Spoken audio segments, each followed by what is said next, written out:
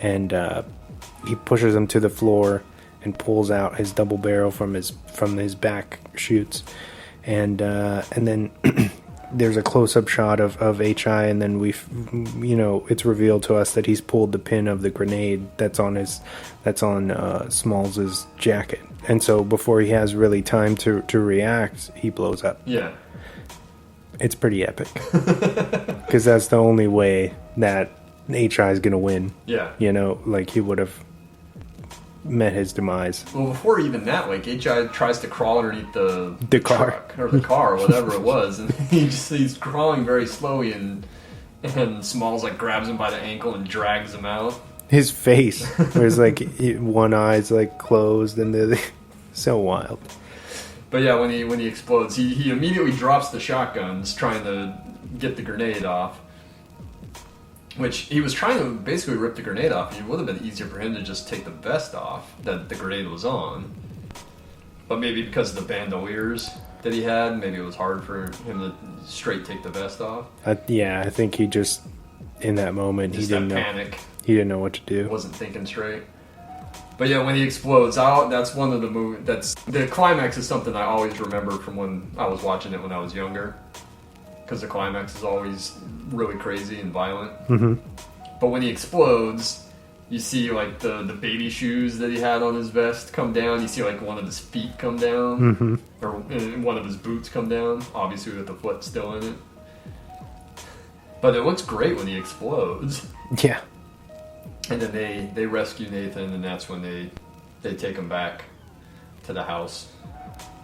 To Nathan, Arizona. They rescue Nathan Jr., I should say, and then they take him back to the Arizona residence. And they kind of play it off at first like they rescued him from Leonard Smalls. Yeah, because Nathan asked, that Smalls put you up to this, and they said, no, that's who we rescued them. That's who we rescued him from. And then that's when they come clean. But let's talk about, before we get to the ending, the literal end of the movie, which is one of my favorite scenes in the Coen Brothers movie. Were we talking about the chase scene? We gotta talk about that chase scene, which is fucking hilarious. And great. And just very well executed. Yeah. It looks great. It starts off like with him robbing the convenience store. He's like, they're in the car, they're going. Ed's yelling at him because, he basically alienated Glenn and Dot. By punching out Glenn. And she's yelling at him, and he's just kind of, oh yeah, I know. And then they get in. She stops at the convenience store, and he's like, oh, I gotta get out because, we need some Huggies, I'll be back directly. But the first thing you see him grab in the store is like the pantyhose. Mm-hmm. Which he puts on his face, and then he grabs the Huggies. And as he just like strolls up to the counter with his gun out, it's like, oh, I'll be taking these Huggies and, whatever else you got in the register. And then Ed's like she's reading the book to Nathan, and she looks up and she sees H.I. sticking up the cork, and she's like, that son of a bitch, and she starts losing it. And she gets out of the car and she yells, you son of a bitch! And leaves him. and then like while she's going around to the driver's side, he's like, hurry up, I'm in Dutch with the wife. The guy's not giving him the money fast enough. Then she takes off as he comes out, and he looks so kind of annoyed that she took off. And then all of a sudden, the cork is shooting at him with the biggest fucking .44 Magnum. He just turns around and he's like, "What?" And then by this time, a squad car is already getting there, so he just takes off running, and that's when the score kicks in. The score, which is great, which is Carter Burwell, who I think has done every single Coen Brothers score. And that's someone else who, a couple years back when we were talking about Morricone when he passed away, and we were kind of highlighting some really good director and composer team-ups, Carter Burwell was one that I left out because he scored, if I'm not mistaken, all of the Coen Brothers films, and every single one of those scores is different, yet amazing. Aside from No Country, because that doesn't have a score. Doesn't really have a score. I think it's very, very minimal. Raising Arizona obviously is really different. There's a lot of banjo, a lot of yodeling, and there's even a nod to the Ode to Joy, Beethoven's Ode to Joy in the very beginning. But the score for Miller's Crossing is incredible. The Fargo is awesome. True Grit, which is another favorite of mine. That score is amazing. So even last night watching Tragedy of Macbeth, the score is really good in that. So I just want to shout out Carter Burwell and all of his amazing work that he's done with the Coen Brothers over the last 40 years now. So yeah, the score kicks in. The cops are chasing him, like just firing wildly. Yeah, he runs into some random person's house, and the cops are like, one of them shoots like at the house, and I'm just like, what are you doing? That's not very safe. There's just a shot of him like running down the street with like the cops shooting behind him, like the bullets wasn't by, and then he drops the Huggies by mistake, and he goes back to reach for him, and then they shoot at the ground, and then he's running, and then he jumps into the backyard, and there's the dog, which is funny. He jumps down, it's all quiet, and then it's just like that shot of into the darkness, and then this dog comes like wandering out, and then starts running towards him, but gets stopped just short because of the chain. So he manages to avoid the dog gets loose, and all of a sudden like all the neighborhood dogs start chasing him. He hops into the guy's truck. He like stops the guy with the truck. the guy's got like such a great reaction. One of the best lines is just, instead of him being really scared, he just looks at him and says, "Son, you've got a panty on your head." And H.I.'s just like, "You drive fast," and sticks the gun in his face and hops in. So he's driving the car. The cops are still chasing him, shooting at him. They even like, they're coming at them, and they like blow out the windshield at one point. And then there's a really funny scene, or a really funny sequence where they're driving so fast, and it's obviously that really fast dolly shot. And the guy's like, "Oh, can I stop now?" And H.I. looks up and is like, yeah, stop, because they're literally driving into someone's house. Like moments away from driving right into someone's house. The guy stops. And because the windshield got blown out, H.I. goes flying like right out onto the yard. Windshield onto the yard. He does that. He bounces. He like, when he hits the grass, he bounces. I just hit the mic up. That didn't. That's right. Like pick it up. He bounces on the grass, and then he gets up, dusts himself off, and starts running. And the cops are chasing him. And yeah, like the cops are literally just firing round after round after him, like clearly into someone's house. But just the shot of him running through the house, the way that it's shot is hilarious. The cops give chase. All the dogs are running through the house chasing them. All that's the chase seems largely handheld, right? Yeah. I think I read in my notes somewhere they were trying to have like Nick Cage shoot it, or like one of the cops shoot it, so it would kind of look like first person, but it was just a little too chaotic. So they're having, like a pro do it. Again, Sonnenfeld, his camera work in this movie and his stuff is amazing. But then he gets out of the house, and I'm almost sure that the chase scene in Point Break is influenced by this. Yeah. Because it's a lot of the same movements and running through the house. He throws the dog on him. Yeah. I could be wrong. That's just me talking off the top of my head here. But I'm almost positive that chase scene in Point Break owes some kind of debt to this.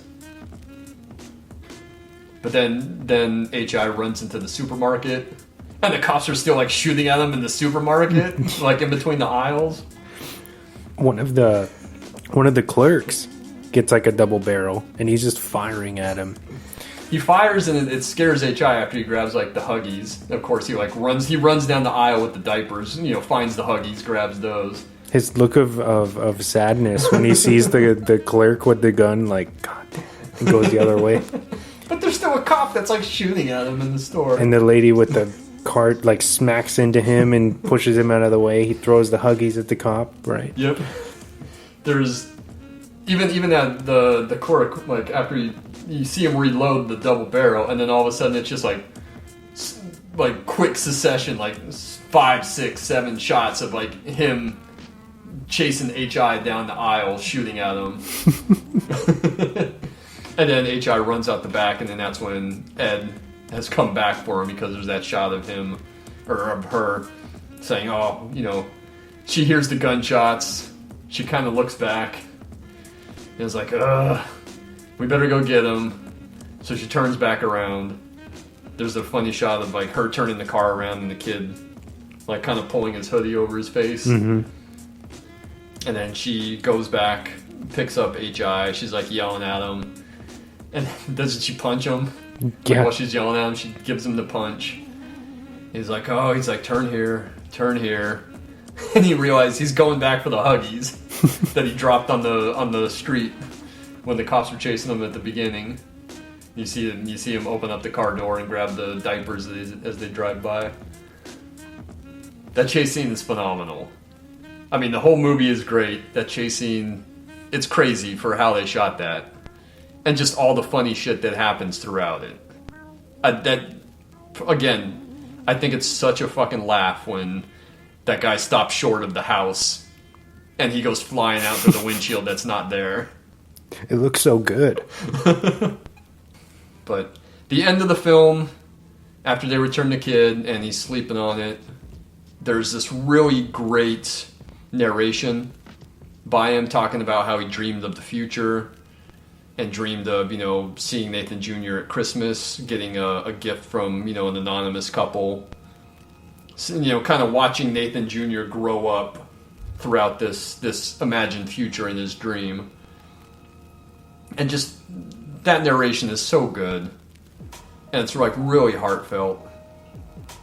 And you see him grow up wondering, and HI, you know, kind of ponders if Nathan Jr. will ever remember the two people that had him for, you know, these handful of days.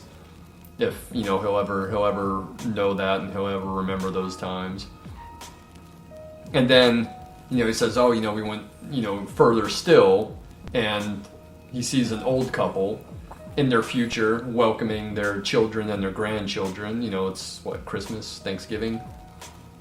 Something like that. They do Christmas when Nathan Jr. is young. Gets the football, and I think it's Thanksgiving when... At the end. Yeah. When, obviously, H.I. and Ed is an older couple with their children and their grandchildren. And then the send-off is basically that they end up leaving Arizona. And he's like, I'm not sure where. Maybe Utah. Yeah. And that's the end of the movie. Yeah, and then it goes into that great score. Have you ever watched the Fargo TV show? A few episodes of the first season, but I haven't watched everything. Okay, so you obviously haven't seen the second season? No. And again, the second season is incredible. The first season is so good, but the second season is incredible. And throughout that show, through all of the seasons, there's always little homages to Coen Brothers films. Mm-hmm. And I think the fourth season, the last season they had at the end of 2020, there's an homage to the "You've Got a Panty on Your Head" line, because someone sticks a place up and they've got like the pantyhose over their face. But in the second season, and the final episode of the second season, there's a character that's kind of narrating what I saw in my dream, and this is the future, and it's lifted directly from the climax of Raising Arizona. And not to diminish what goes on in the show, because that end narration, talking about, you know, going on in the future and everything, is so fucking good in the TV show as well. Watch the Fargo TV show, but the first two seasons especially. I highly recommend it. Is that streaming anywhere right now? It's Fargo streaming on Amazon. Okay. So you can definitely check out all seasons on Amazon. And again, I cannot recommend the first two seasons enough. The second one especially, because that's by far my favorite. And if you are down to watch all four seasons, talk to me and I'll tell you what order to watch them in. Because I would save the first and the second for the last two spots. I would start with probably the third or fourth season, just to build up to the better ones. Still very good, but not nearly as good as those first two, unfortunately. So you said the movie has a budget